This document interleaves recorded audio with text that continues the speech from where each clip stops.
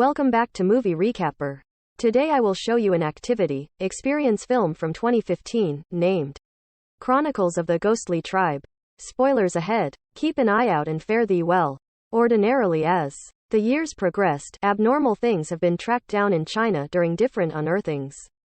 From bones that have a place with no known animal, not even dinosaurs, to thousand-year-old bodies with the skin tissue still flawless. One of the researchers included is Professor Yang Chalin, who, in 1978, initiates Post 749 in the Kunlun Mountains, an exceptional group devoted to explicitly figuring out the mysterious behind this large number of baffling disclosures.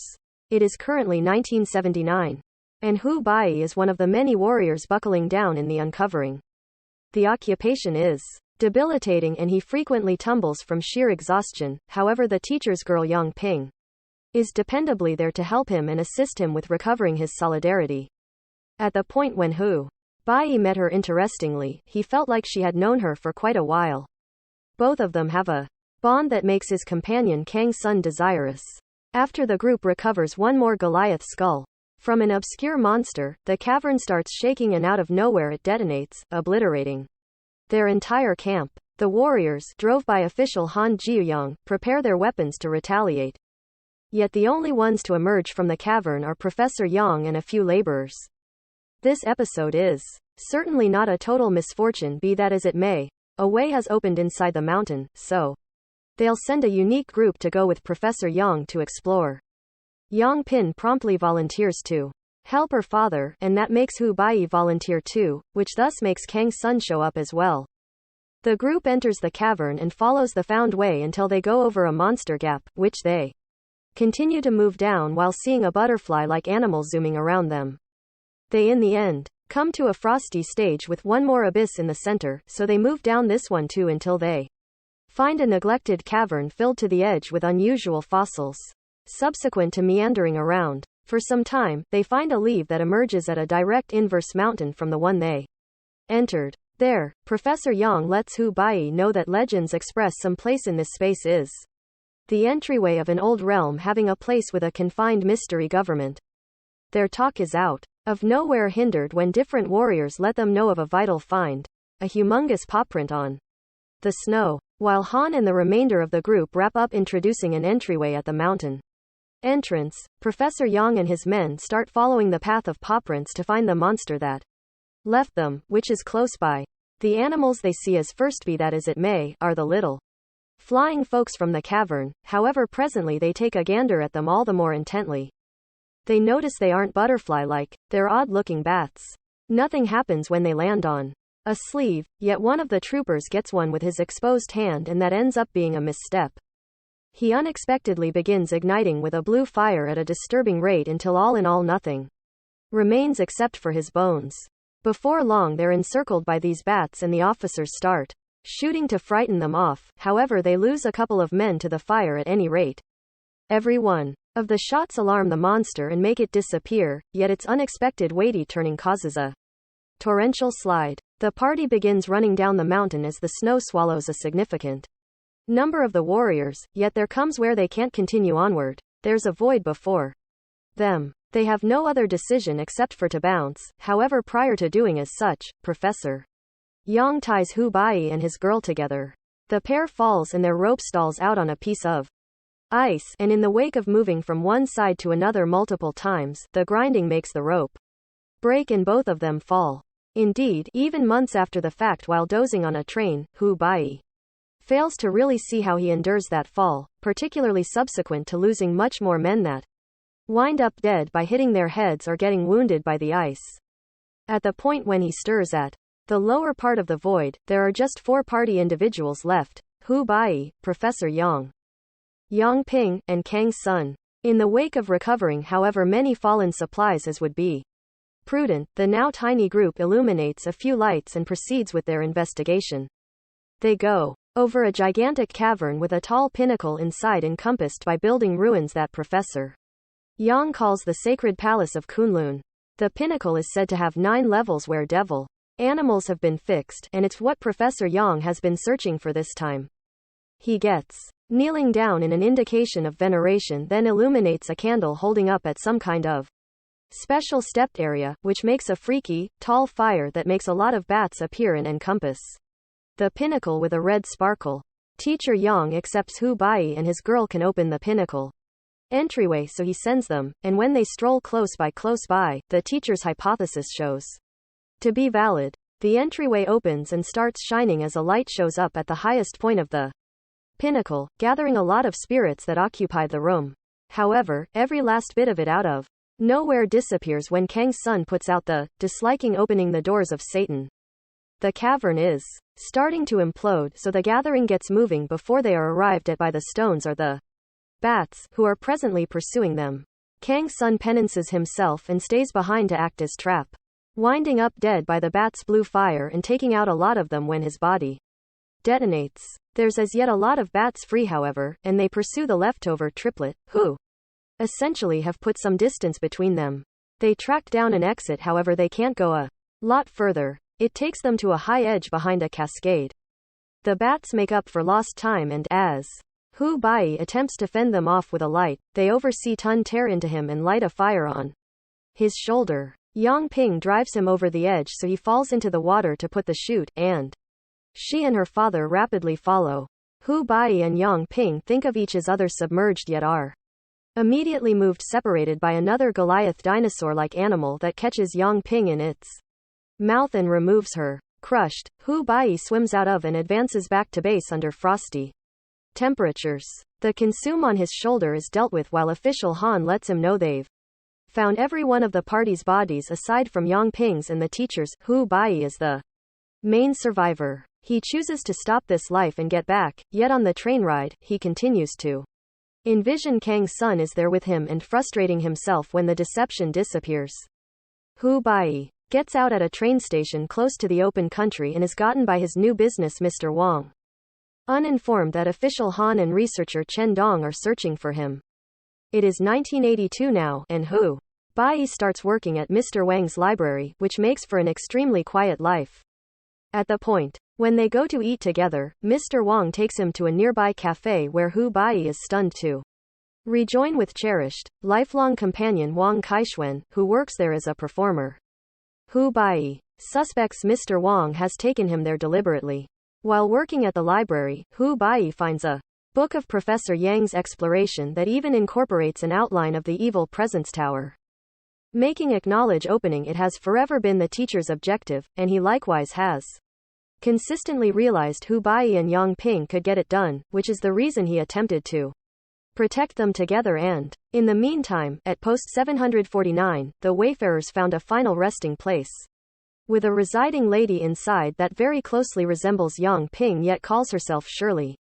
She appears to have a few secretive abilities that she have no control over except for no memory of Yang Ping, so for the time being, they'll keep her locked and under steady watch while they offer her treatment. Back to Hu Bai, he continues to get Professor Yang's books at the library with explicit pages set apart for him. With Wang Kaixuan's help, he becomes fixated on these legends and goes through months concentrating on them, assisting him with grasping the genuine story behind them. There used to be a humanoid race from the evil spirit's reality, whose predecessors came from Saturn. They're the replacement of both devil and man, and the pinnacle is their inheritance. There should be watches safeguarding the pinnacle, yet a long time back, this race vanished from Earth. Since people at last broke out from evil spirit's control, there are a few inquiries he can't in any case track down replies to. Nonetheless, similar to why he and Yang Ping could open the pinnacle, why the teacher needed to open it in any case, and who continues to send him this large number of books. After 3 years, in 1985, official Han is stunned to gain proficiency with his group has tracked down Professor Yang alive in the mountains, concealing inside a cavern. In the meantime, in West China, Oil City winds up under the assault of the strange Goliath monsters. They obliterate everything on their way, abandoning only demolishes. Teacher Yang lets Han know that this should be the result of having opened the pinnacle, so he goes to the area to research. This episode appears to have awoken Hu Bai's shoulder scar, what starts annoying him frequently, and his visit to the specialist makes him show up on the framework, which offers his area to Han. One evening, the shoulder torment gets areas of strength for so out of nowhere it gets a fire going on. Hu Bai's back, and he starts to show powers of his own, making each household item in the library float. Mr. Wang appears, regarding this as though it was completely regular, and makes sense of that in light of the bat assault. Hu Bai's blood has been debased by a satanic power that currently gives him drives however could drag him to damnation. Hu Bai doesn't see how Mr. Wang knows this, so he utilizes his own powers to change the library into an old burial chamber and uncover he's the defender of Prince Yi of Su Lin country. There are defender spirits here, excessively like there had come back at the pinnacle, including Kang's sons. Mr. Want makes sense of that Prince Yi was Hu Bai's ancestor and he had been the one to lead humanity against the mechanically progressed evil presence race that had assumed control over Earth. Sovereign Yi utilized his own body to seal the pinnacle, and most evil spirits left the planet, albeit a couple of them stowed away and took human structure, in any event, going similarly as wedding people themselves. They need Hu Bai on the grounds that as a relative, he's the one in particular that can open the pinnacle and free the devils once more. At post 749, official Han is angry to discover that his group has lost Professor Yang, yet some unexpected news improves his temperament. Shirley has awakened and guarantees she has her recollections back, so she needs to go searching for her dad along with Hu Bai. Han goes to the library to select him, however Hu Bai will not get back in real life subsequent to seeing such a lot of death during the last mission. He rapidly alters his perspective in any case when he finds out about Shirley since he misses Yang Ping appallingly. Mr. Wang believes it's an ill-conceived notion for him to go when evil presences need to catch him to return the pinnacle, yet Hu Bai needs to comprehend how Yang Ping has reawakened, and presently the monster spirits are going after the ruler's burial place as well, so something should be done about it at the source. Hu Bai leaves the library with Wang Kaixuan, who wishes to help. They travel to northern China where they meet the group that will be searching for the teacher, Chen Dong, a lady called Cao Weiwei, a lot of troopers, and obviously, Shirley. Hu Bai can't quit crying when he sees her once more, however while she recollects his name, she acts rather icily towards him and demands to be called Shirley rather than Yang Ping. The group goes through the desert by utilizing camels. Following a couple of long stretches of harmony, they unexpectedly end up in a dust storm, so they ride away as quick as possible to abandon it. However, there's a little detail they don't see. The main motivation behind why the dust storm doesn't follow them any longer is that they cross an invulnerable power safeguard that fends the tempest off as they enter the remnants of Oil City. When they get off in a protected region, they understand they really lost a couple of men during their break, including Wang Kaixuan. This subsequent gathering is still in the center of the desert without their camels, so they're attempting to come to the well site they've found somewhere far off when abruptly, they're gone after by one of these devil animals. They split as they take off, and the evil presence kills one of the troopers as the remainder of the gathering comes to the well site, just to track down a second devil there. This evil spirit kills every one of the men aside from Wang Kaixuan and a companion, who track down a bike and advance into Oil City to rejoin with the remainder of the group, who has been investigating near and tracking down only destroys and bodies. Catching wind of the evil presences, Hu Bai needs to leave to keep away from another slaughter like it happened last time in the mountains, yet Chen Dong and Shirley need to remain and complete their central goal. There isn't a lot of opportunity to examine this, however, on the grounds that the evil spirits find them and the group should prepare to battle. They arm themselves and shoot the primary monster, thinking they've figured out how to kill it, then, at that point, they pursue the subsequent one. At the point when they pivot in any case, the first is no more. While the group battles the monsters, Shirley takes off to enter an unwanted school, and Hu Bai follows her there. He finds a lot of bodies dangling from the roof and an opening in the ground which he enters to find an underground passage that takes him to the ruler's burial chamber. There's an evil spirit there as well, which pushes Hu Bai and harms him, yet before it can go any farther, Shirley appears and subdues it, making it disappear. Then she utilizes her powers to cause Hu Bai's oblivious body to suspend into the casket, which she closes prior to leaving. Back in the neighborhood, more evil presences have shown up, so the group conceals in the most elevated floors of structures to shoot silver shots and rocket launchers from a far distance. They figure out how to hit a couple, yet most devils evade them and climb the structures to pursue them. Wei Wei figures out how to abstain from being viewed by imagining as a life-sized model, then she rushes to conceal inside a transport with Wang Kaixuan while they make an honest effort to endure the steady raises. A ruckus around town that has been pursuing her continues to toss at the vehicle.